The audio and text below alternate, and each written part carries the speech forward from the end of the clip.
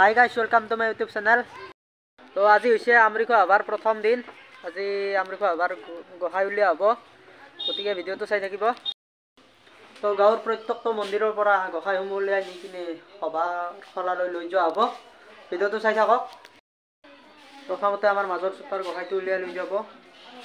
তাৰ পিছত বাকি চুপাৰ গোসাইসমূহ উলিয়াই লৈ সভালৈ লৈ যোৱা হ'ব। তো চাই থাকক।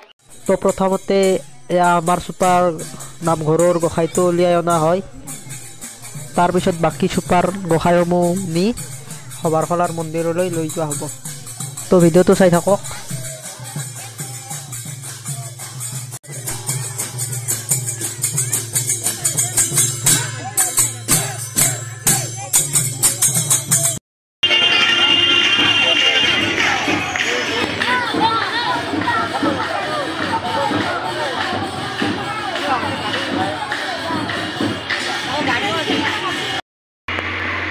তো আমি আহি পালোঁ। গোসাইসমূহ গাঁৱৰ ভিতৰতে ৰখিছে। সেইকাৰণে আমি আগতীয়াকৈ সভাৰখলা আহিলোঁ।